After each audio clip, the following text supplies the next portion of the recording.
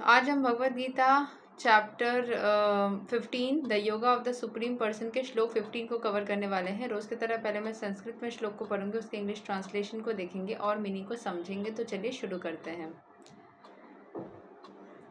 सर्वस्या चहाम हृदि सन्निविष्टो मतः स्मृति ज्ञानाम अपोहणम च वेदैश्च सर्वैर् अहम ईवा वेद्यो वेदन्ता कृद्वेदा विद इवा चहाम।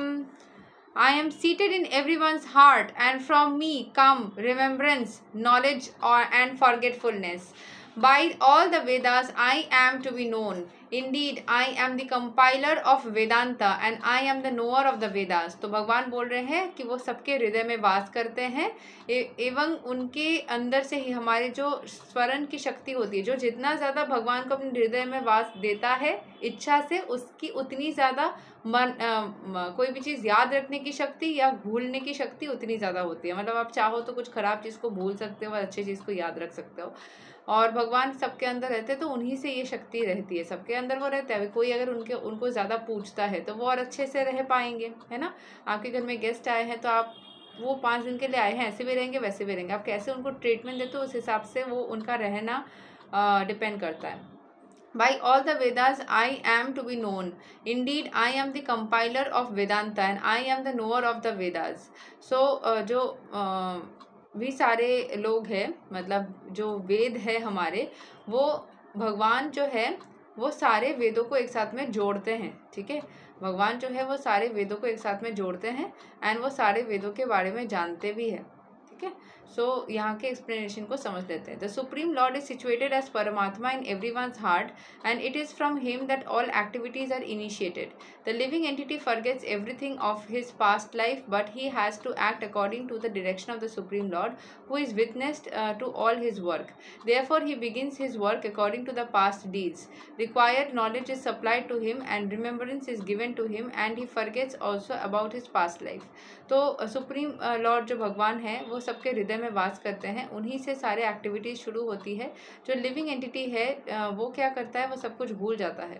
ठीक है, मतलब पास्ट लाइफ के बारे में, हर चीज़ के बारे में वो भूल जाता है और फिर नया जो इस दुनिया में जीवन में रहता है, फिर नए नए चीज़ों को वो करता है और नए चीज़ों को याद रख पाता है। तो जो भी पास्ट वो भूलने की जो एनर्जी है वो भगवान खुद देते हैं। Required knowledge is supplied to him and remembrance is given to him and he forgets also about his past life. Thus the Lord is not only all pervading, he is also localized in every individual heart. सबके हृदय में भगवान वास करते हैं। He awards the different fruitive results. He is worshipable not only as the impersonal Brahman, the supreme personality of Godhead and the localized Paramatma, but as a form of incarnation of the Vedas as well. The Vedas give the right direction to people so that they can properly mold their lives and come back to Godhead, back to home. तो भगवान सबको knowledge provide करते हैं। Knowledge gain करने के लिए वेदास है जिसको पढ़ने से लोग अच्छे से अपने लाइफ को मोल्ड कर सकते हैं ताकि वो भगवान तक खुद पहुंच सके। तो ये सब नॉलेज गेन करने की ज़रूरत पड़ती है ताकि इंसान भगवान के साथ में जुड़ सके। The Vedas offer knowledge of the Supreme Personality of Godhead Krishna, and the Krishna in his incarnation as Vyasadeva is the compiler of the Vedanta Sutra.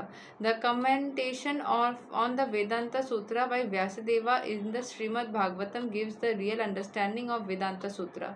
The Supreme Lord is so full that of the deliverance of the conditioned soul, he is the supplier and the digester of food stuff, the witness of his activity, and the giver of knowledge in the form of Vedas. And as the Supreme Personality of Godhead, Shri Krishna, the teacher of the Bhagavad Gita, he is worshipable by the conditioned soul. Thus, God is all good, God is all merciful. तो भगवान जो होते हैं वो सबको खाना खाने की शक्ति और खाना को हजम करने की शक्ति, खाना प्रोवाइड भी वो कर रहे हैं, वैसे नॉलेज भी वो प्रोवाइड कर रहे हैं। मतलब जितने भी सारे गुण हमारे जीवन में आती है वो सारे चीज़ें भगवान श्री कृष्ण से या भगवान से, जिस किसी रिलीजन में आप फॉलो करो या जिस किसी भगवान में आप बिलीव करो, वो भगवान से ही आती है। ठीक है, सो जो सुप्रीम लॉर्ड होता है वो हमें सब कुछ प्रोवाइड कर रहे हैं। इस कंडीशनड सोल को जो इस दुनिया में रह रहे हैं, उस कंडीशनड सोल को सब कुछ ये भगवान प्रोवाइड कर रहे हैं। एंड वही सब कुछ देते हैं हमें। ये जितना जल्दी हम समझ लें उतना अच्छा हमारे लिए होगा। तो भगवान जो है वो बहुत काइंड है। जो लोग बोलते हैं ना भगवान तो मेरे बात सुनता ही नहीं है, वो बहुत ख़राब है, आपका एक नहीं सुनी, लेकिन आपने जो मांगा भी नहीं ना उससे ज़्यादा आपको दिया हुआ है। आपने कोई एक पर्टिकुलर विश रखी जो आपके लिए सही है कि गलत है, उतनी समझ भी आपको नहीं होगी, उतना भगवान को पता है। आपने किसी लड़की को या लड़का को मांगा अपने लिए और वो शायद आपके लिए सही भी नहीं है और वो बात आपको पता भी नहीं है। आपके बिना चाहे बिना मांगे भगवान ने जितना दिया है आपको, जैसे सांस लेना हो, खाना खाना हो, कपड़े पहनने हो। जो लोग रास्ते में रहते सोचो उनके लिए तो फिर वो नहीं करता है ना। जो लोगों का ब्रेकअप हो गया है मान लीजिए, वो शायद ब्रेकअप आपके लिए सही है, right. Rejection is God's protection. In fact जो ब्रेकअप होता है वो भी गॉड्स प्रोटेक्शन। जो कभी कभार आपके मतलब these are different kinds of situations in life जो गॉड प्रोटेक्ट करते हैं, है ना। सो जितने लोगों के ब्रेकअप होते हैं, ब्रेकअप होने के बाद जब बॉयफ्रेंड बात नहीं करता, गर्लफ्रेंड बात नहीं करती, उस टाइम पे थैंक यू बोलो उसको, उस सोल को कि थैंक यू तुमने मुझसे बात नहीं की, शायद हम लोग बात करते तो हमारी दोनों की ज़िंदगी बिगड़ जाती। हमेशा थैंक यू बोलो। फिर भी हम ठीक करने के लिए चीज़ें करते हैं। Being a tarot reader I give guidance and I also do healing. लेकिन उस हीलिंग के पाथ में सबसे पहले मैं हमेशा सेल्फ हीलिंग करने बोलती हूँ। अपना हीलिंग करो खुद, पहले सही राह पे हो कि नहीं उतनी समझ अपने अंदर लाओ। वो पागलपंती जो होती है ना ब्रेकअप के बाद जो लोग करते हैं कि पागल हो जाते हैं, that means you are not on the right track, you are on the wrong track. जो प्यार आपको पागल बना दे, जो प्यार आपके अंदर वो उलझन को पैदा कर दे, वो प्यार तबाही है, ठीक है, वो प्यार तबाही है। सो समझ लो इस बात को।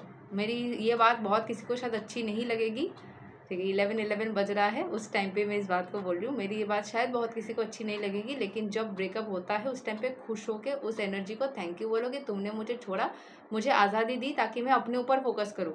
जब भी हम अपने को छोड़ करके किसी और के ऊपर ज़्यादा फोकस करने लगते हैं ना, तभी चीज़ें गड़बड़ होती है, तभी वो छूट जाता है, तभी वो इंसान अपने से अलग हो जाता है। So please take care of that.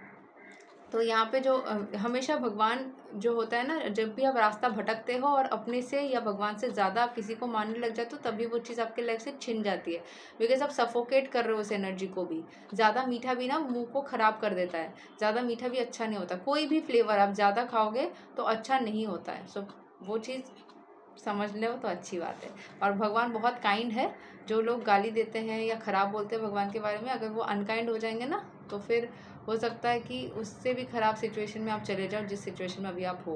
तो कभी भी जिस चीज़ को हम जितना ज़्यादा बोलते हैं वो उतना बढ़ जाता है।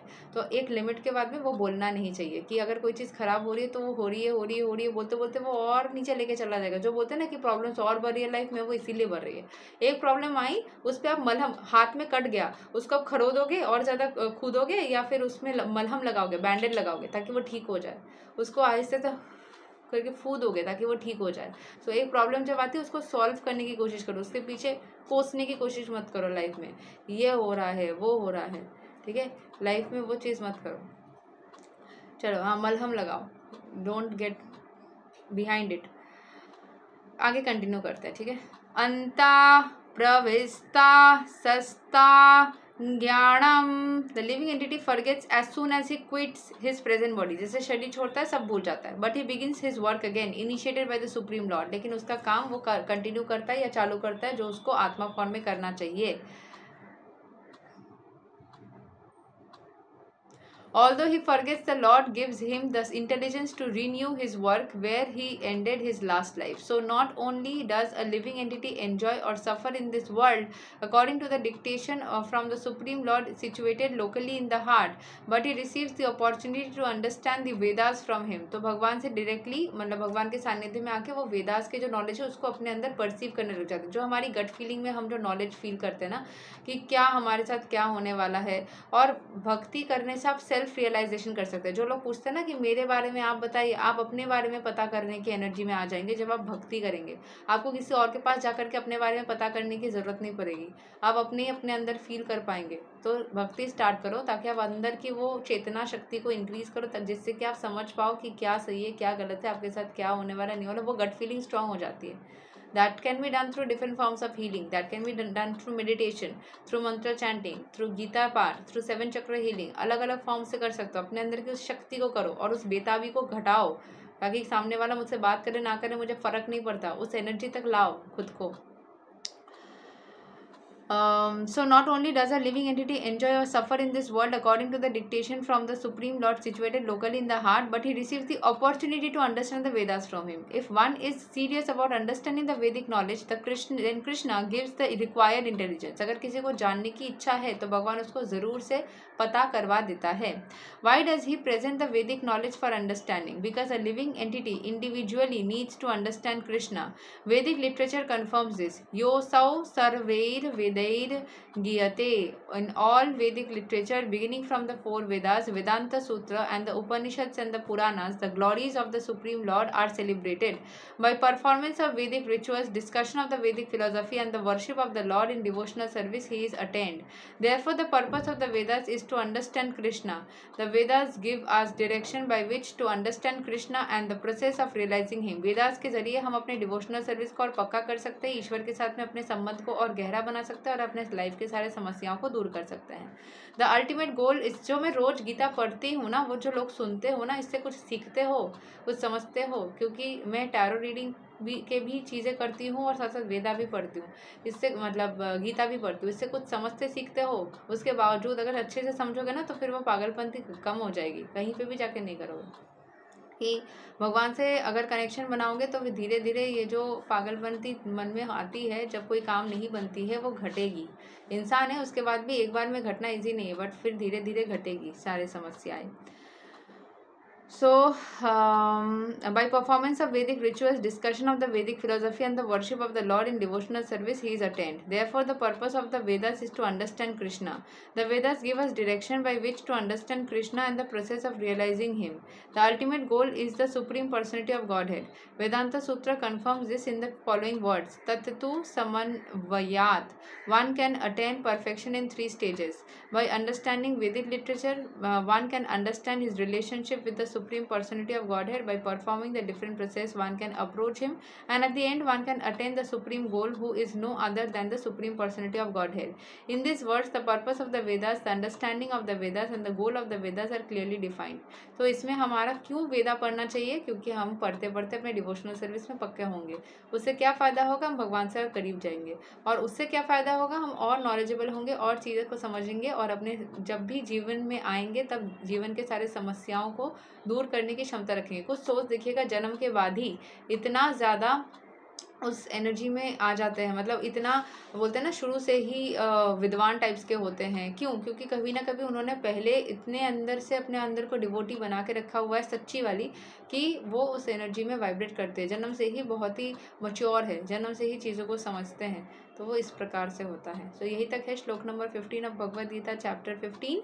अगले दिन हम श्लोक 16 को कवर करेंगे. तब तक के लिए हरे कृष्णा, राधे राधे, जय श्री राम.